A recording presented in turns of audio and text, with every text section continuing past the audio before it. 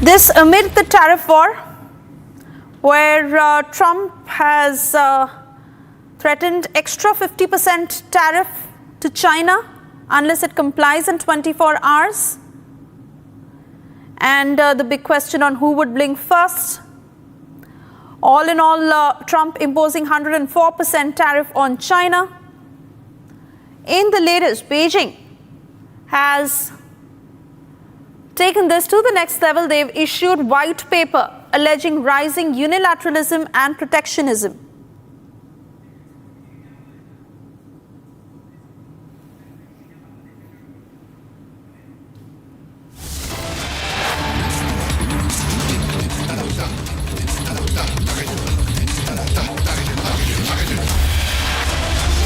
And we cut across to more breaking news coming in. India has ended trans-shipment facility for Bangladesh's third country exports. The government has terminated the trans-shipment facility that allowed export cargo from Bangladesh to third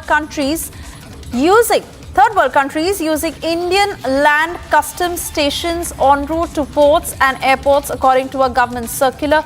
Indian exporters, mainly from the apparel sector, had earlier urged the government to withdraw this facility to the neighbouring countries. This is India's counter after Yunus had made that statement, wanting to block India's northeast. Land route exports via India have been stopped for Bangladesh. Abhishek Kapoor, Senior Executive Editor, with us on the phone line on this latest development. Over to you, Abhishek. Well, this is a big development, and this should have an egg on the face of Mohammad Yunus. This should make people of Bangladesh realize the cost of having someone at the helm who does not understand of diplomacy and geopolitics.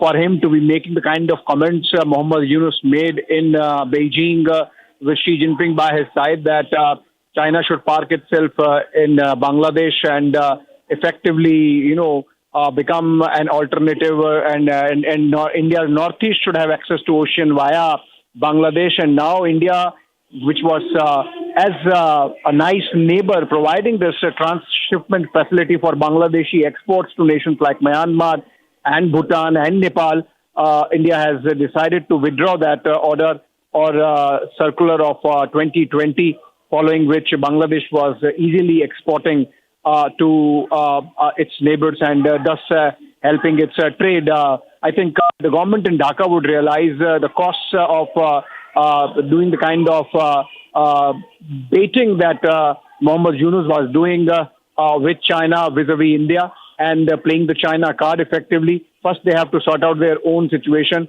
the kind of loss of trade that this is going to happen. The people in Bangladesh would realize that Mohammad Yunus is harming them more than helping them.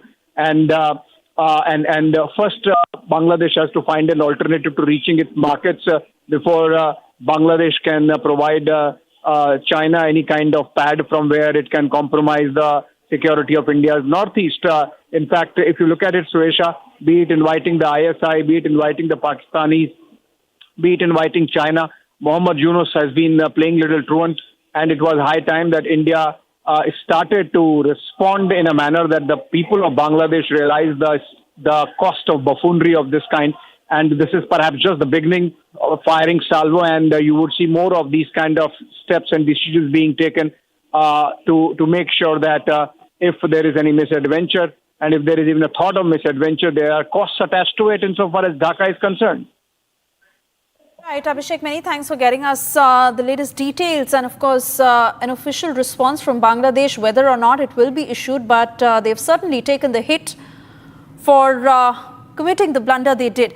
And we now get to other stories in brief in Bharat in 2 minutes. As showdown over Waqf Act continues, CM Mamata Banerjee assured minority community that there will be no divide and rule in Bangladesh. While taking responsibility, Mamata appealed to all for not being provoked.